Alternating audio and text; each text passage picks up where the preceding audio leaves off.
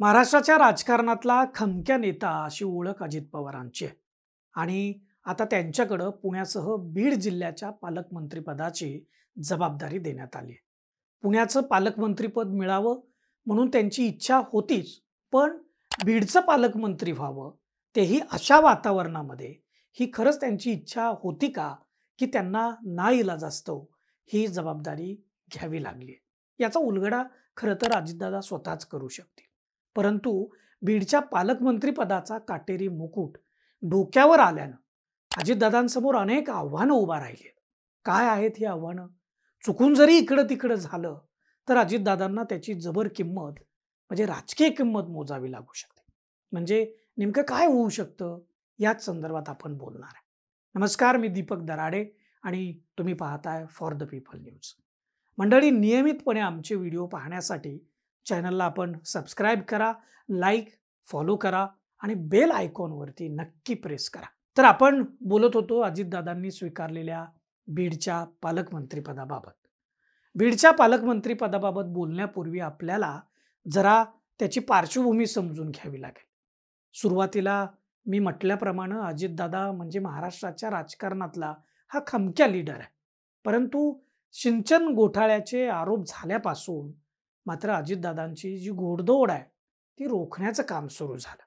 विरोधकांनी तर ते प्रयत्न केलेच, पण पक्षाच्या नेतृत्वानं म्हणजे शरद पवारांनीही तेच केलं अशी चर्चा राजकारणाच्या वरिष्ठ स्तरावर ऐकायला मिळते. पण अजितदादांनी देखील त्यांचा मार्ग प्रशस्त करण्याचा प्रयत्न सातत्यानं सुरू ठेवला. राजकारणामध्ये सत्तेत असल्याशिवाय विकास कामं करता येत नाहीत आणि नुसत्या विकासाच्या गप्पा मारून पुन्हा पुन्हा निवडून येता येत नाही, हे अजितदादांना पक्क माहिती आहे. त्यांनी अनेकदा हे सांगितलंय सुद्धा. त्यामुळं भाजप प्रणीत महायुतीच्या सरकारमध्ये जाण्यासाठी अजितदादांनी राष्ट्रवादी काँग्रेस पक्षामध्ये बंड केलं.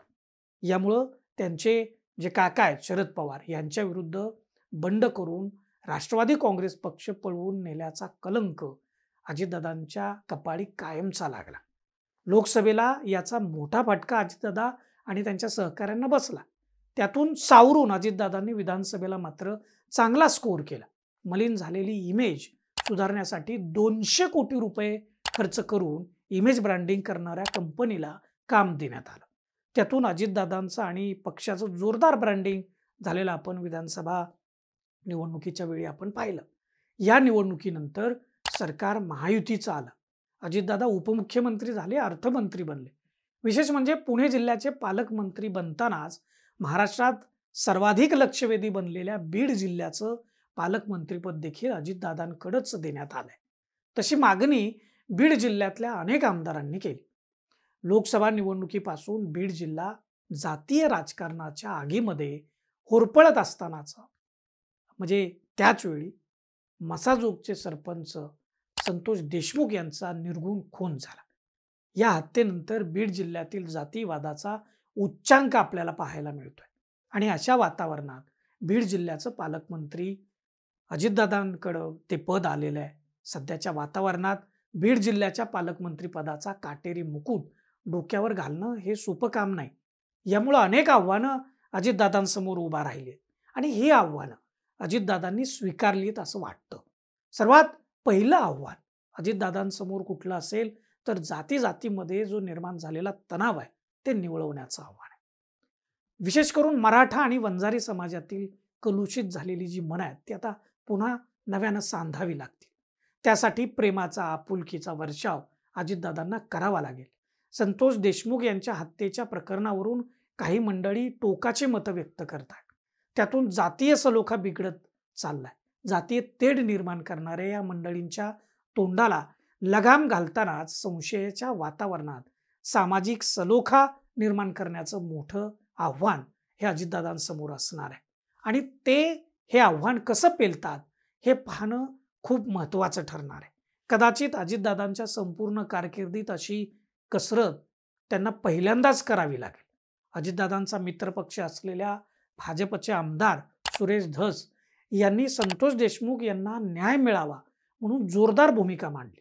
त्यातून ते राज्यभर चर्चेत आले. या प्रकरणी भूमिका मांडत असताना आमदार धस यांच्याबरोबरच अजितदादांच्या पक्षाचे आमदार प्रकाश सोळंके असतील, शरद पवार गटाचे आमदार संदीप क्षीरसागर असतील, यांनी काय केलं तर धनंजय मुंडे यांच्या मंत्रिपदाचा राजीनामा मागितला. यासोबतच धनंजय मुंडे यांच्याकडे बीडचं पालकमंत्रीपद देऊ नका म्हणूनही आग्रही भूमिका केली आणि वारंवार ती केली. आणि मुख्यमंत्री देवेंद्र फडणवीस किंवा अजित पवार यांनी बीडच्या पालकमंत्रीपदाची जबाबदारी घ्यावी अशी देखील मागणी त्यांनी त्या सर्वांनी केली होती. अखेर धनंजय मुंडे वा भाजपच्या नेत्या व मंत्री पंकजा मुंडे यांच्याकडं बीडचं पालकमंत्रीपद न देता फडणवीस यांनी ते अजित पवारांकडे दिलंय.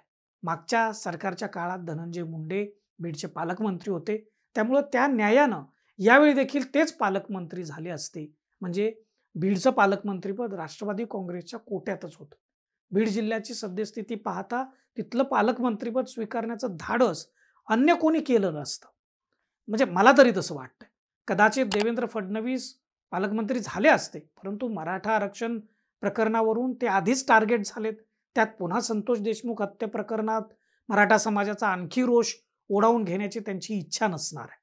अजितदादांसमोर जातीय सलोखा निर्माण करण्याबरोबरच दुसरं मोठं आव्हान असणार आहे, ते म्हणजे मसाजोगचे सरपंच संतोष देशमुख यांच्या हत्येचा तपास पारदर्शकपणे करण्याचं. बीड जिल्ह्याचे पालकमंत्री म्हणून अजितदादांना या तपासामध्ये डोळ्यात तेल घालून लक्ष द्यावं लागणार आहे. कारण संपूर्ण महाराष्ट्राचं लक्ष याकडे. जरा देखील तपास यंत्रणेकडून चूक झाली तर संपूर्ण महाराष्ट्रासाठी ते धोकादायक असू शकतं. त्याचं कारण म्हणजे समाजात संतोष देशमुख हत्या प्रकरणावरून तीव्र रोष आहे. खरं म्हणजे हा रोष सर्वच समाजात आहे, परंतु त्याला जातीचं लेबल लावण्याचा प्रयत्न काही मंडळी जाणीवपूर्वक करताना दिसत आहे. त्यामुळे हा तपास अत्यंत पारदर्शकपणे पूर्ण करण्याची काळजी पालकमंत्री म्हणून अजितदादांना घ्यावी लागेल. तिसरं आव्हान म्हणजे पालकमंत्री म्हणून अजितदादांना एक खबरदारी घ्यावी लागणार आहे.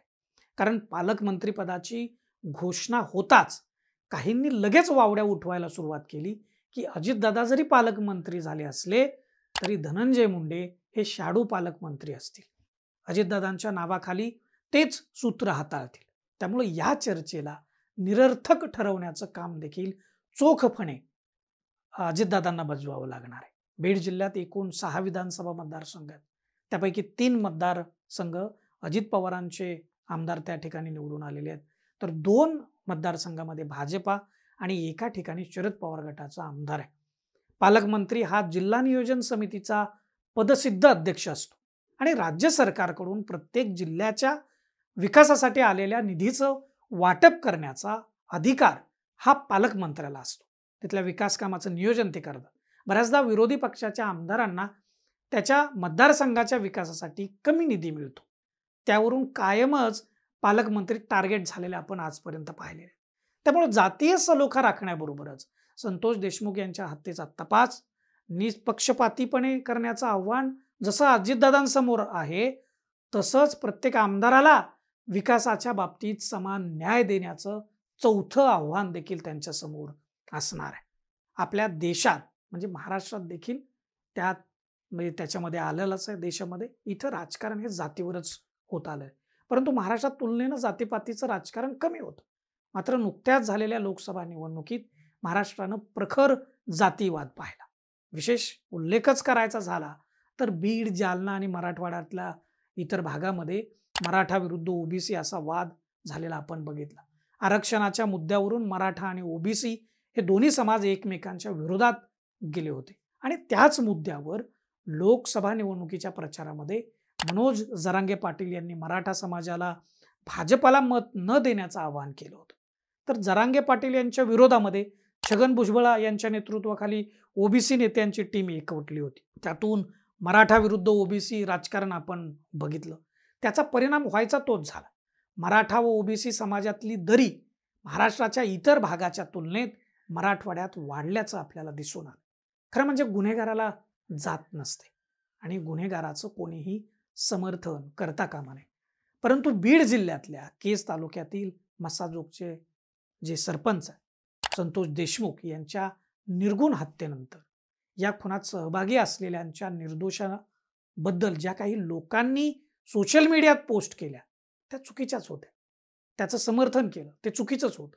पण काही बोटावर मोजता येतील अशा लोकांच्या पोस्टीमुळं किंवा समर्थनामुळं संपूर्ण वंजारी समाजाला बदनाम करण्याचा उद्योगही चुकीचाच आहे. यातून दोन महत्वाच्या समाजाची मनं दुभंगण्याचं काम ज्या अघोरी शक्तीनं केलंय त्याला चपराक देण्यासाठी सर्व समाजानं एक दिलानं एकत्र यावं. संतोष देशमुख यांच्या हत्यारांना फाशीची शिक्षा तर व्हावीच, परंतु समाजात तेढ निर्माण करणाऱ्यांचे हे जे मनसुबे ते उधळून लावून खऱ्या अर्थानं ग्रामविकासासाठी झटणाऱ्या तरुण सरपंच संतोष देशमुख यांना ती श्रद्धांजली आपल्याला वाहता येईल. आणि या कामी पालकमंत्री म्हणून अजितदादांनी जर पुढाकार घेतला तर हे काम त्यांच्या या सगळ्या कारकिर्दीमध्ये अतिशय उजवं असेल, चांगलं ठरेल. आपल्याला नेमकं अजितदादांसमोरची कोणती आव्हानं वाटतात? बीड जिल्ह्याच्या पालकमंत्रीपदी नियुक्त झाल्यानंतर खास करून हे आपण कमेंट बॉक्समध्ये जरूर नोंदवा.